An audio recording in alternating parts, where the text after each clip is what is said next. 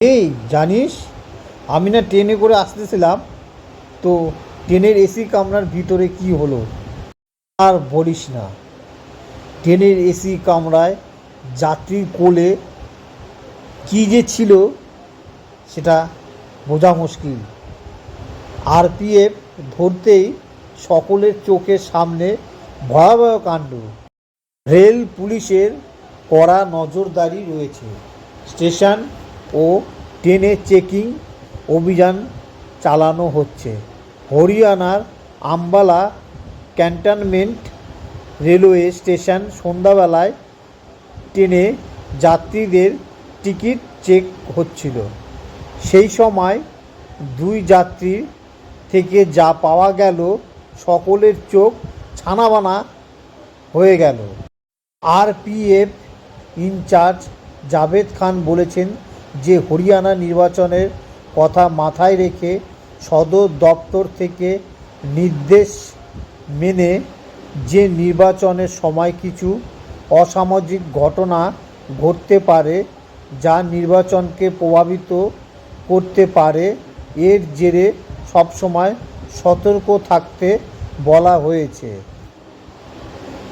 বিষয়টি সদর দপ্তরের পক্ষ থেকে নির্দেশ রয়েছে বলে জানা গিয়েছে। নির্বাচনের সময় সীমান্ত সিল করে দেওয়া হয়, যার কারণে অপরাধীরা মূলত ট্রেনে যাতায়াত করে থাকে, কারণ ট্রেন সহজেই প্রতিটি রাজ্যে অতিক্রম করা যায়।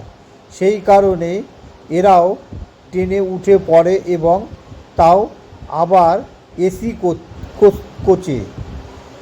যে দলে এরা ছিল সেই দলটি লুধিয়ানা থেকে রওনা হওয়ার পর 2 নম্বর কোচের যাত্রী হিসাবে সকলকে পরিচয় দেয়।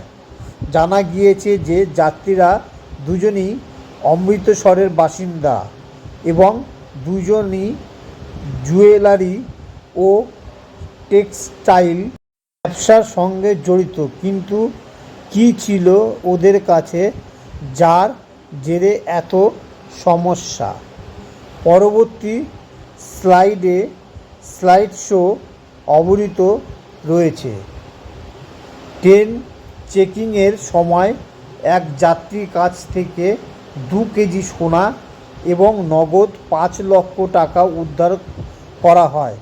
আরপিএফ অনুমান করেছে 2 কিলো সোনার মূল্য প্রায় 1.5 কোটি টাকা। জিজ্ঞাসাবাদের সময় কোনো কাগজপত্র পাওয়া যায়নি, ফলে এই সোনা যে বেআইনি তা স্পষ্ট। আরপিএফ ব্যবস্থা নিয়েছে এবং আয়কর দপ্তরে খবর দেওয়া হয়েছে। পরবর্তী ব্যবস্থা নিচ্ছে অফিসাররা।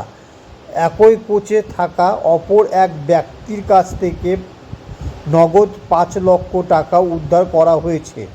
নির্বাচনের সময় 2 লক্ষ টাকার বেশি নগদ টাকা বহন করার উপরে নিষেধাজ্ঞা রয়েছে। এ বিষয়ে ওই ব্যক্তিকে প্রশ্ন করা হলে তিনি সন্তোষজনক উত্তর দিতে পারেননি। ইতিমধ্যে এর বিরুদ্ধে কঠোর ব্যবস্থা নিচ্ছে আরপিএফ।